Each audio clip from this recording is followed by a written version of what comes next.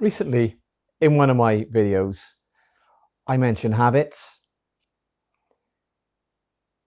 The amount of people that now say to me that it's my addictive personality with cycling.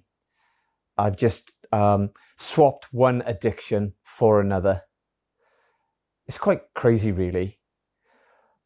I recently said to somebody that said that to me, I was spending 6 hours a day in a pub. And when I came out of hospital and I started walking, I'd spend many hours in the same pub drinking squash. That couldn't go on. So when I was introduced to cycling, it was the perfect pastime for me to take up all of that time that I'd been using until I formed other habits as well. I just love cycling now. I love being on my bike. I love being alone on my bike. I love being with guys on bikes riding. But if we want sustainable change in our lives, when we've come to a point where we are angry at the fact that we're going nowhere in life and our lives are falling apart or have fallen apart, we need to create new habits. We need to formulate healthy habits, not just exercise and pastimes, but eating and sleeping. We need to address our whole lives.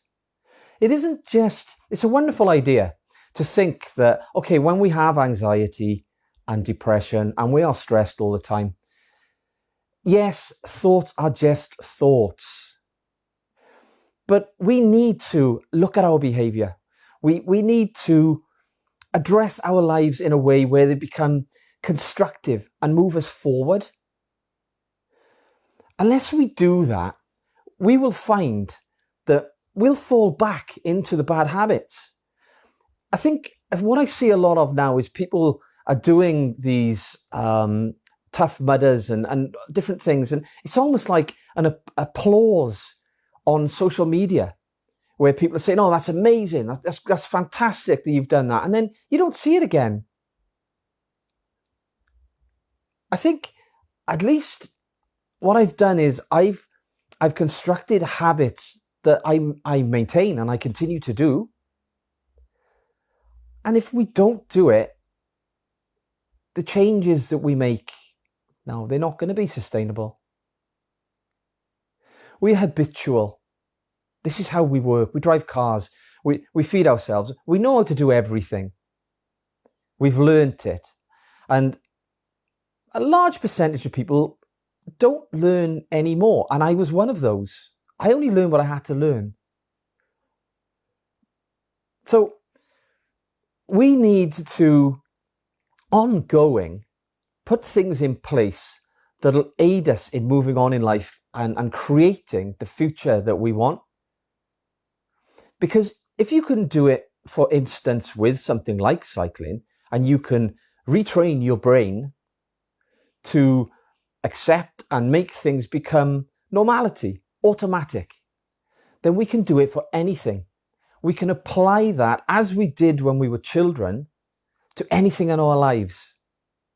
We can become the people that we want to be, that we should be, if we are prepared to put the time and the effort in. And it varies with different people. Yeah, we have to undo the bad habits. We have to go through that transitional period, and then we have to create the new habit, and we have to make it stick. Willpower only comes into it until we get to that point. Then it's easy.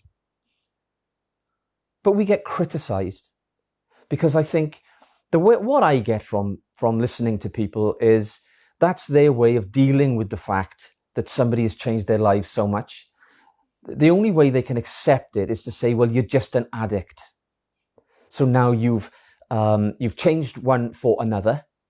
And some friends have said, well, at least it's better than the other addiction you had, mate. Which is, okay, I agree with that. But I'm not addicted to anything. We don't have to be addicted to anything. We can have a healthy relationship with the things that we do. And we become happier, more highly functional people because we've gone out and done this and put these habits in place.